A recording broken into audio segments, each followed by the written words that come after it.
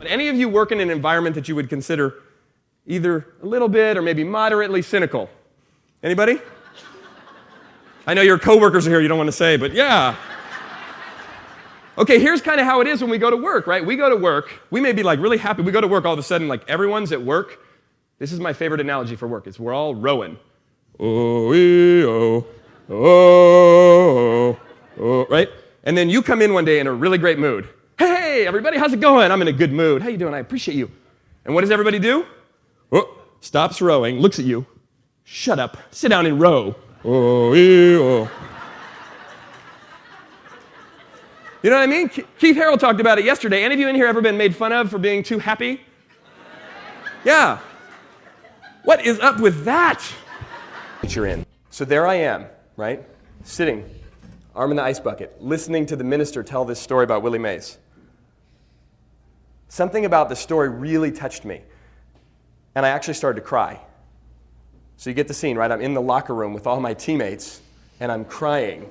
And I'm doing one of those, you ever do it, where you start to cry, and it's like not the right place to cry, and you're kind of doing the, oh, I got a cold, Sorry, it was doing that, but I couldn't play it off. I started to cry. And the reason that I did was because something about that story really spoke to me about what was going on in my life right then. Now, although I was clearly not Willie Mays, I realized the courage it took for him to continue to go on and persevere. And I started to think about myself. And there I was, 23 years old. I'd played baseball since I was 7. Lots of ups, lots of downs. I had made it to that point. And sitting there, right there, staring down what I kind of looked at as the barrel of the gun called, "You're not going to make it." Because I had a feeling that was probably going to be it for me with my arm injury. I had this weird sense of pride and appreciation for myself for what I'd accomplished. And I realized something really important about personal success and team success in that moment. And that is how important appreciation is and how lacking it is in so many places. Now, I did I saw the doctor the next day. I came back to California, had an operation on my arm, and tried to rehab as much as I could. I didn't come back from that injury, so that was the end of my career. But that moment that day in the locker room really stuck with me. And then I went and got into the real world, right? I got a job. I was working for a couple of internet companies, and I figured, of course, this will be different. These people are mature. They're real adults. It's not like baseball. Same thing. In the middle of the dot-com boom, everybody's making money and complaining, griping, oh, how come our stock price isn't here? Why don't we do that? What's going on? We should be better. Same kind of thing. And I couldn't figure it out because even the people that seemed successful didn't really seem to appreciate it very much.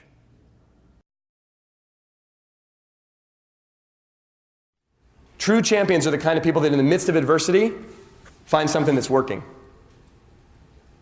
Make a joke. Make it fun. Hey, how can we make this cool? Look for the things that are working. Because part of being a champion is being a leader. And here's kind of the good news and bad news about leaders. Being a leader, and any of us who've stepped into leadership in our lives at any level, know it can be really exciting and exhilarating and very rewarding, right? But here's another thing about leadership. It's a really bad idea. It's a bad idea, isn't it? People make you wrong. They judge you. They laugh at you. Some of the greatest leaders we've ever had in our world have been assassinated. Assassinated for standing up for peace. Mahatma Gandhi got assassinated. And what did Gandhi teach us? Be the change you want to see in the world.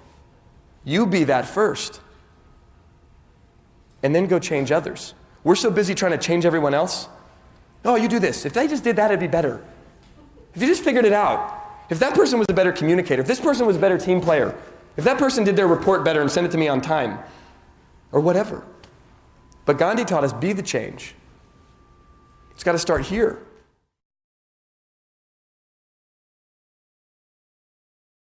I'm sitting over here, not saying a word, just looking at the agenda. Number 6 just says Mike Robbins.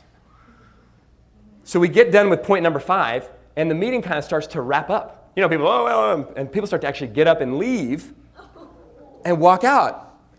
And I'm looking around, I'm thinking, well, Brian didn't say anything. Maybe I'm off the hook, right? So I'm kind of inching my way out the door. Then all of a sudden, Brian stands up and goes, hold on, everybody. Come back in, come back, come on, sit back down, sit back down. I forgot. Robbins over here wants to try to motivate you guys.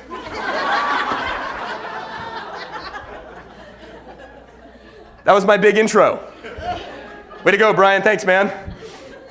So now everyone kind of sits back down begrudgingly, and I pop up out of my seat. And I start saying things. I don't know what I started to say. My heart is like about to jump out of my chest.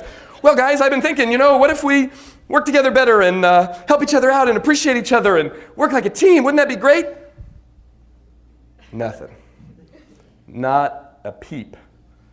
And they're looking at me like I got 3 heads.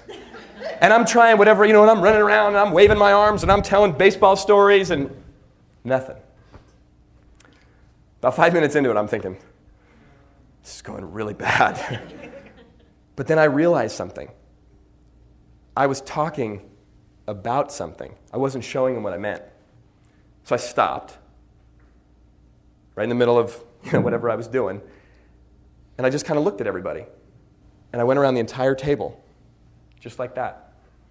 Honest, from my heart, whatever I wanted to acknowledge or thank them for, what I respected about them, what I admired about them. And then I got done with everybody, and I sat back down in my chair, and it got real quiet. And it was one of those awkward, that awkward moment. And I'm starting to look around and thinking, did I do something bad? But it was kind of like popcorn. It was like, you could feel it, right? Someone wanted to say something. Zzz, it's like popcorn about which one's the first kernel's going to pop. And then all of a sudden, someone said something. Well, that was cool. What if we acknowledged each other more? Pop. What if we supported each other? Boop. What if we shared ideas with each other? This whole conversation started. We stayed in that conference room for another hour after everybody had already been out the door, coming up with suggestions, solutions, ideas for issues we'd been dealing with the whole time I'd been working there. At the end of the meeting, here's what we created. First thing, we created a buddy system. Now, how many of you in here are in sales? In sales? Okay, buddy systems don't usually happen with salespeople, right? Not too often. Sales is a very individual thing, but we created a buddy system. Help each other out. Second thing we decided was at the meetings we were going to change them up. And what was going to happen is now we'd go around the table and everyone have a couple minutes to share about successes from the week, and also anywhere they were challenged they wanted some help. So they could be acknowledged for what they'd done. We could all, tell them great job. We could learn from them, and also they could ask for support, and we could give them ideas. It's middle of the third quarter. Finish that quarter strong. Start implementing some of those changes. Takes a while to kind of get used to it, but we start implementing some changes. By the end of the next quarter, we're the number 1 sales team in the whole company. And you know what happened at first? Because there were some other sales teams in our office. They made fun of us. They called us the happy team. And me, of course, being sort of the ringleader, I was the happy guy. We started putting up those kind of numbers. They got real curious about what the happy team was doing. So when we think about empowering the people around us, what we want to do is look for things to appreciate. We always find what we look for. And have the courage to point it out. And not just acknowledge people for what they do, but for who they are. That's what makes a difference. That's the power of appreciation. So I'm